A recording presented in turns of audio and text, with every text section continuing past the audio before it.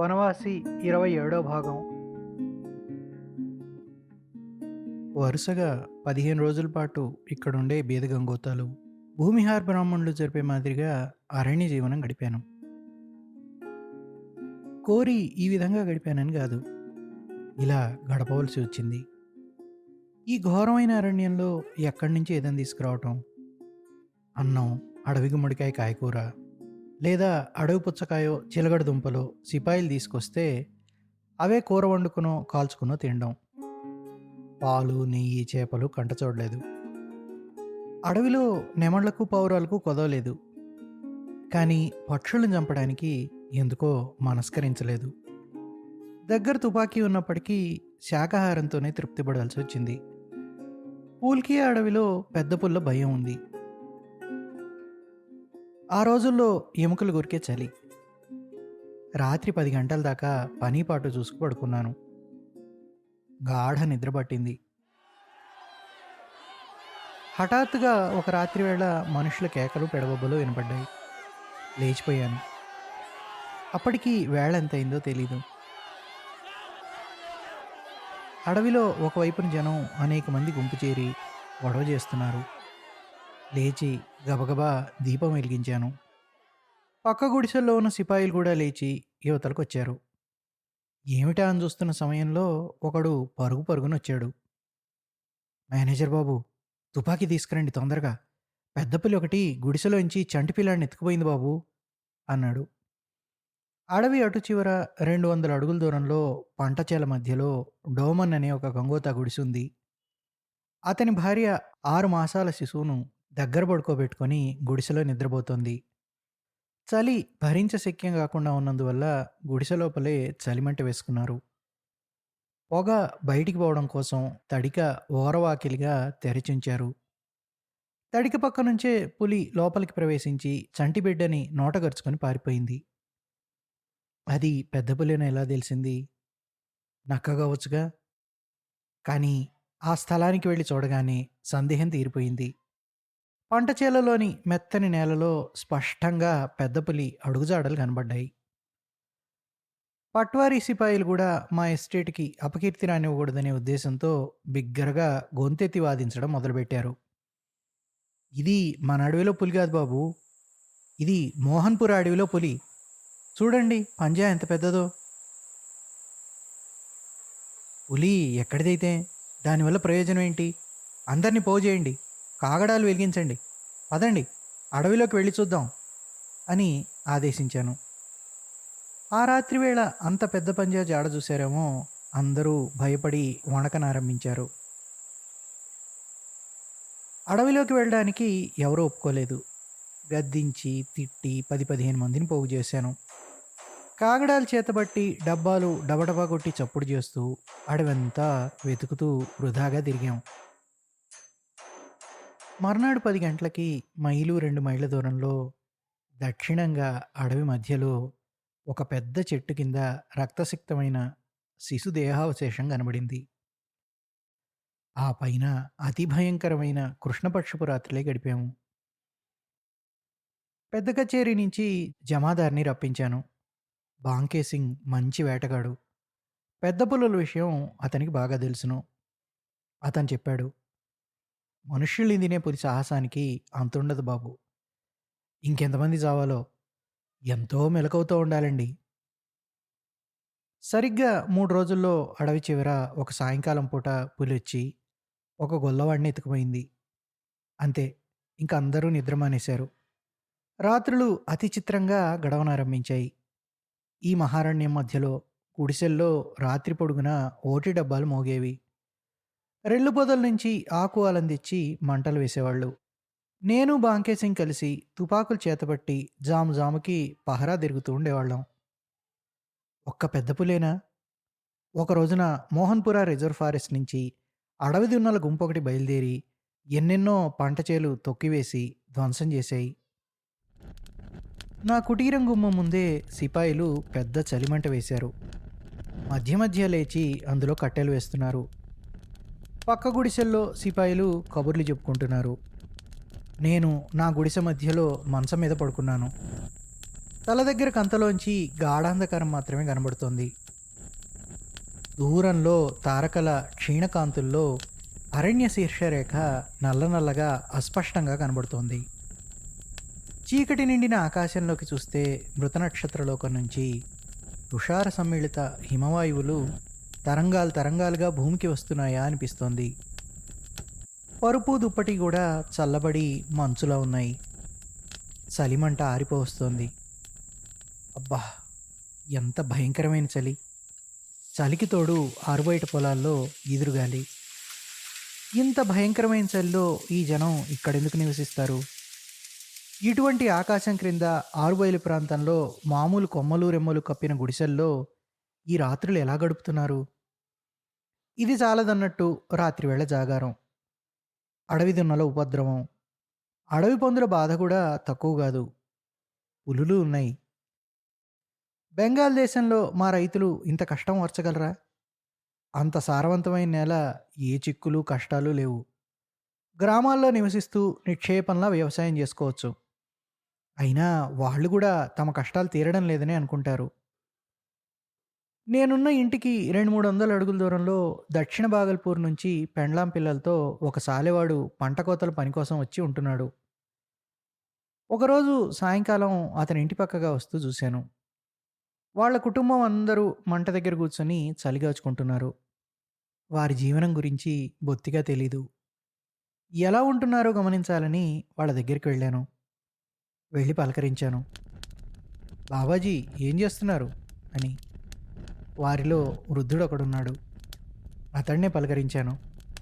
అతడు లేచి నిలబడి నమస్కారం చేశాడు. మంట దగ్గర కూర్చుని చలి కాగమని ఆహ్వానించాడు. ఇది ఈ దేశం ఆచారం. చలికాలంలో మంట దగ్గర చలిగాగమని ఆహ్వానించడం సత్కార లక్షణం. వెళ్ళి కూర్చున్నాను. గుడిసెలోకి తొంగి చూస్తే పడకలు పాత్రలు అవి ఏవీ లేవు. గుడిసె మధ్యలో ఎండుగడ్డి పరిచి ఉంది. పాత్రలని చెప్పడానికి ఒక కంచు గిన్నె, ఒక లోటా మాత్రం ఉన్నాయి. బట్టలు ఎవరి వారివి ఒంటిపైనే ఉన్నాయి. ఆ పైన ఒక్క చిరుగు పేలికైనా లేదు. ఈ ఘోరమైన చలిలో పడుకోవడానికి పరుపులు బొంతలు ఎక్కడా? రాత్రివేళ ఏం కప్పుకుంటారు? వాళ్ళని అడిగాను. వృద్ధిని పేరు నచ్చేది భక్త. గంగోతా జాతివాడు. అతడన్నాడు, ఏమి, ఆ మూల కంకులు రొట్టె ఉన్నాయిగా, చూడండి ఆ మూల. నాకు బోధపడలేదు. వీటితో మంటేసుకుంటారా? నాకు బోధపడలేదని నచ్చేది గ్రహించి నవ్వుకున్నాడు. అది కాదు బాబు, పిల్లలు అందులో దూరి పడుకుంటారు. మేము కూడా అవే కప్పుకొని పడుకుంటాం. అది చూడండి, 5 మణుగుల రొట్ట. అందులో భలే వెచ్చగా ఉంటుందిలేండి. జమిలి కంబళ్ళు కప్పుకున్నా అంత వెచ్చగా ఉండదు. అయినా మాకు కంబళ్ళు ఎక్కడి నుంచి వస్తాయి చెప్పండి. అతడు ఆ విధంగా చెప్తున్న సమయంలోనే అతని భార్య ఒక కొడుకుని నిలువెల్లా కప్పి పడుకోబెట్టింది.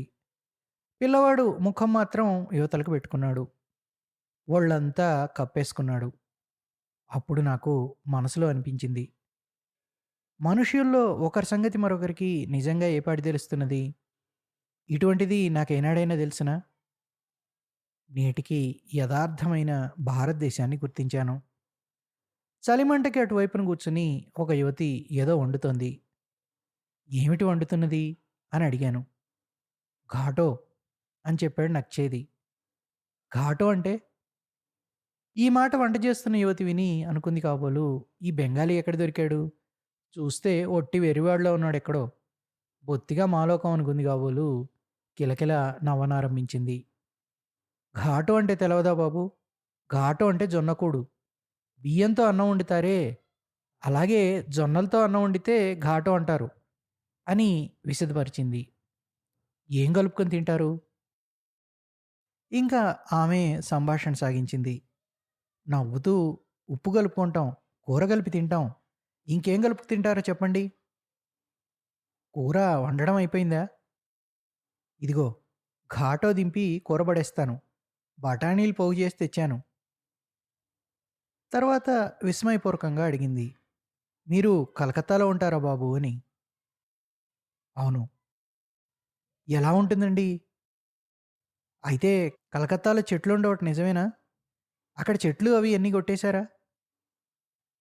అదెవరు చెప్పారు నీకు? మా దేశం వాడే ఒకడు అక్కడ పనిచేస్తున్నవాడున్నాడండి. వాడొకసారి చెప్పాడు. చూడ్డానికి ఆ చోటెలా ఉంటుంది బాబుగారు? ఆధునిక కాలానికి చెందిన ఒక మహానగరం గురించి అమాయకురాలైన ఆటవిక తరుణికి బోధపరచడానికి ఎంతవరకు వీలుంటుందో అంతవరకు ప్రయత్నించి చెప్పాను. ఎంతవరకు బోధపడిందో తెలీదు. కలకత్తా చూడాలనుందండి. ఎవరు చూపెడతారు? అంది. వాళ్ళతో చాలా సేపటిదాకా మాట్లాడుతూ కూర్చున్నాను. రాత్రి చాలా వేళయింది.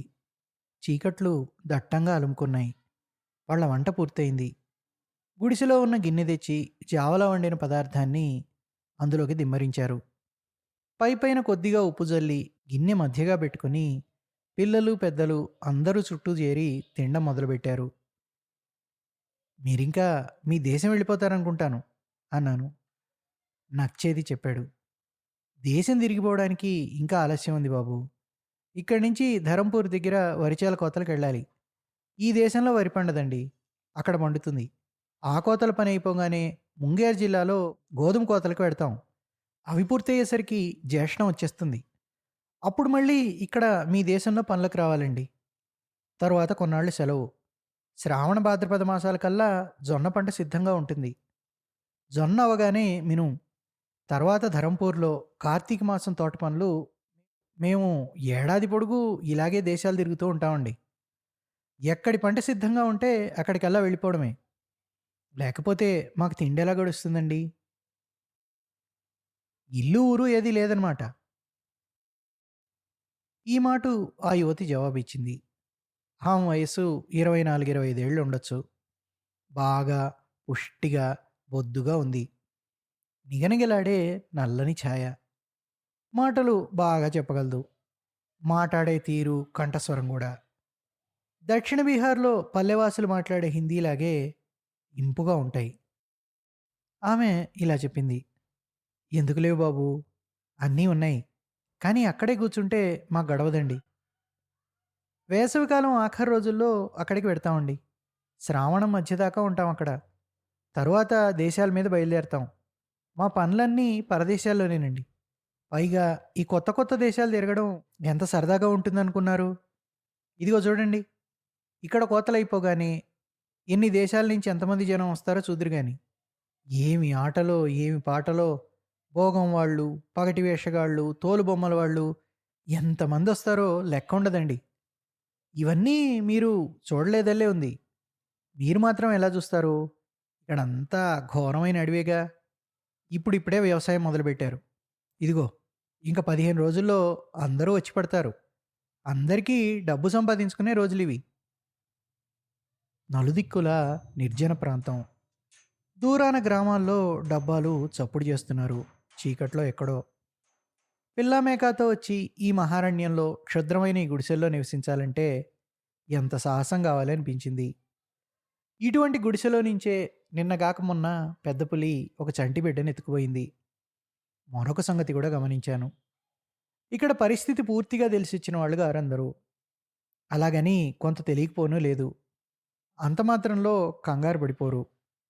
ఇంత రాత్రి వరకు ఈ ఆరుబయల్లో కూర్చుని కబుర్లు చెప్పుకుంటూ వంటా గింట చేసుకుంటున్నారు. నేను చెప్పాను. మీరంతా కొంచెం జాగ్రత్తగా ఉండాలి. మనుషుల్ని తినే పెద్ద పులి ఒకటి తిరుగుతోందని తెలుసా? మనుషుల్ని తినే పెద్ద పులంటే చాలా ప్రమాదం. దానికి రోషం ఎక్కువ. గుడిసె ముందు మంట వేసుకోండి. వేసుకొని గుడిసె లోపలే పడుకోండి. అడవి బాగా దగ్గరలో ఉంది. రాత్రి, అపరాత్రి. అంతలో ఆమె అందుకుంది.